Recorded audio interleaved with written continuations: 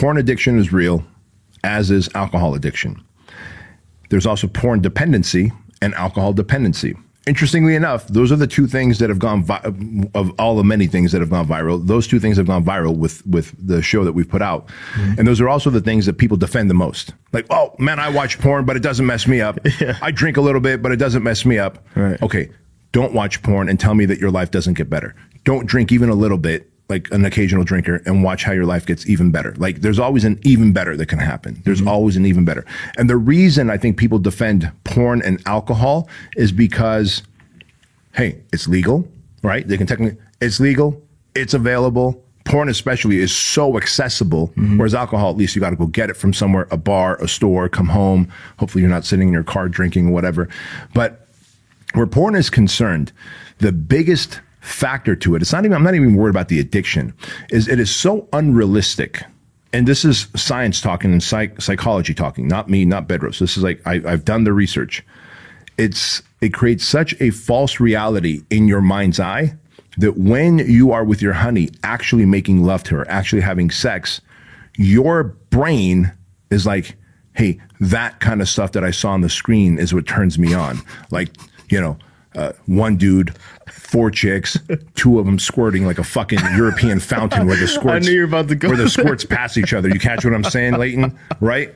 And so you've got, you see that and you're getting off on that. And then let's say your girl's like a 8, 9, or even a 10, but she doesn't squirt. There's only one of her and she loves you to pieces and she's going to make you a sandwich after. Bro, she's going to make you, so she's going to fuck you. You're going to nut, and then she's going to make you a sandwich after. But that's not enough because you are used to a fucking circus with fountains. You know what I'm talking about? Cirque du Soleil. You're used to Cirque du Soleil, where it's like the O show, bro. It's like just fucking splash, but the reality is that if we put these in that scenario, they couldn't perform like those dudes anyway. No, just behind the screen, under your sheets, coming in your sports socks. You know what I mean? Your fucking Adidas or Reebok socks. You think you're that guy. You're not, bro. You're not. So, but all joking aside, the reality is that it creates such a false distortion that you're unable to have a true intimate attachment with your honey. Number one. Number two, you put yourself in a position where you have a different barometer for women. And remember, you probably have a mom. If you're listening to this, you have a mom, or you had a mom, right? If she's not passed away like my mom. In my case, I've got a sister. You maybe have a spouse. You have a daughter. You have a female cousin.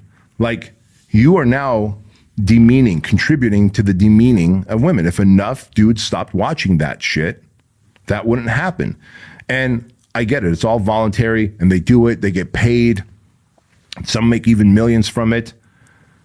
What is the repercussion of it? If those women have kids, and what are those kids feeling at school when they're being bullied by, hey, your mom's a porn star, she's taken it by 20 different dudes, or how are men treating her? What is her self-worth like? What happens behind closed doors when you don't see her, when she's in her room crying, feeling shame, feeling demeaned, right?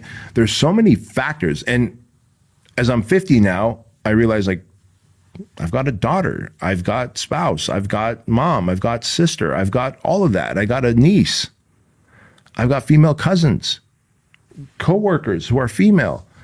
I don't want to look at them that way.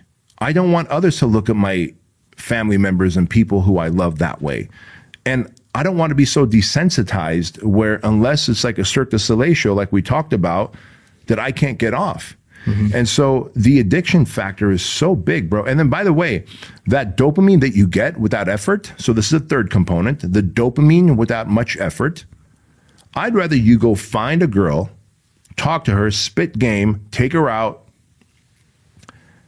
and there's chemistry, there's energy, and you guys made sweet love, and then you're like, yeah, I made sweet love to her, had sex, and we both had an orgasm, and I earned that. Like, you earned that. You took time to meet her, talk to her, brush her teeth, put on clothes, go to a restaurant, like do all the things to get the reward at the end, right? Like, you earned that dopamine, because dopamine that is quickly given to you and not earned, your body gets used to that. Your brain gets used to that. So now you don't want to perform as hard at work. You don't want to perform as hard in any other area of life, because you're like, I can just pull up a porn channel specifically type in what I'm looking for, and get my rocks off. And so your brain gets used to cheap and easy dopamine. Dopamine, serotonin must be earned. And if you could earn it by doing the work, building a relationship, winning her trust, loving her mutually, like exclusiveness, that's a beautiful thing, man. It really is.